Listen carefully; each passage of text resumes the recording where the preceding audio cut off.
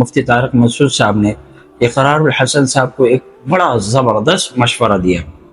وہ مشورہ یہ تھا کہ دیکھو اقرار بھائی، آپ نے ایک دفعہ اس کو بے نقاب کر دیا، ایکسپوز کر دیا، حق خطیب صاحب کو، شف ولی سرکار دمادم شف قلندر، جہالت باہر مال اندر، صرف مال کمانے کے لیے کام کر رہا ہے۔ تو مفتی صاحب نے ہم کو مشورہ یہی دیا کہ آپ نے ایک دفعہ ان کو بے نقاب کر دیا نا، اب آپ نہ جائے۔ کیوں؟ اس میں پتہ ہے کیا ہوتا ہے، دو بندے جب آپس میں لڑ رہے ہو نا، آپس میں وہ کر رہے ہو، اختلافات ہوں، تو تیسرا بندہ آتا ہے بیچ پہ گام کر کے نکل جاتا ہے، پتلی گلی سے شوٹ ہو جاتا ہے، لیکن الزامات ان دونوں پر لگتے ہیں۔ یہ دونوں آپس میں کہتے ہیں تو نے میرا بندہ یہ کیا، وہ کہتا ہے تو نے یہ ایسا کیا، تو نے ایسا کیا، تو اس طرح آپس میں بہت ساری لڑائیاں پھر پیدا ہوتی ہیں۔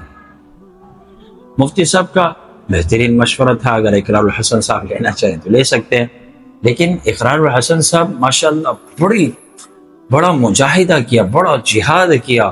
اس طرح کا جہاد کرنا اور ان کے پاس جانا اور ان کے غنڈوں کے سامنے بیٹھنا اور ان کے غنڈوں کے سامنے سوالات کرنا، یہ بہت بڑا مجاہدہ ہے میرا دوستو، بہت بڑا مجاہد۔ اور ان کے اڈوں پر جا کر ان کو بے نقاب کرنا، یہ بہت بڑی ہمت ہے۔ کچھ لوگ کہتے ہیں اقرار الحسن صاحب نے صحیح نہیں کیا، ارے ان کی اڈے پر گیا اور پیچھے سے ان کی لائف چل رہی تھی، وہ کہہ رہے ہیں کہ اقرار الحسن صاحب بھاگ گیا۔ ارے رے وہ اپنے اڈے پر ہوتا، وہ چلا جاتا، پھر سمجھ میں آتی وہ تو تمہارے اڈے پر آیا اور اتنا ویٹ کیا۔ کون کسی کا انتظار کرنا، آج ایک منٹ ویٹ کرنا، کسی کا انتظار کرنا، کتنا غصہ آ رہا ہوتا ہے انسان کو، یار 2 منٹ کا کہا ابھی تک آیا نہیں۔ انہوں نے ویٹ کیا آپ کو بے نقاب کرنے کے لیے، آپ کو یہ بتانے کے لیے کہ آپ کوئی ولی نہیں ہو، کوئی پیر نہیں ہو۔ ڈونٹ فیئر، ناٹ فیئر، جو بھی ہے انگلش مجھے آتا نہیں ہے، سمجھ میں آ رہی کہ نہیں؟ تو خطیب صاحب سے میری گزارش ہے، ڈونٹ وری، پریشان ہونے کی ضرورت نہیں ہے۔ اب آپ کی ایسی کی تیسی ہو گئی، سمجھ میں آ رہی کہ نہیں؟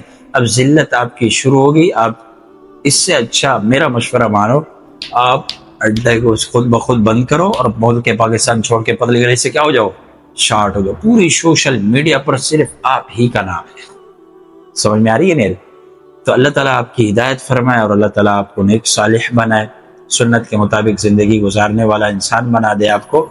لیکن آپ ویسے ہیں نہیں، اتنے سیدھے آپ ہیں نہیں جتنا میں کہہ رہا ہوں۔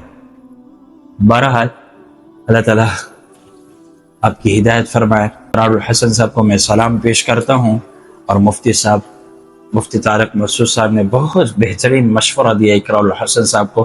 اگر وہ مان لیتے ہیں تو انشاءاللہ مان لیں گے۔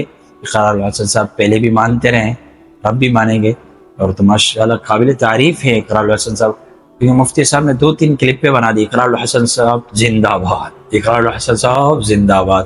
ابھی 1-2 کلپیں اور بھی میری نظروں سے گزری، بڑا مجاہدہ کیا اقرار الحسن صاحب۔ سلام پیش کرتا ہوں، السلام علیکم۔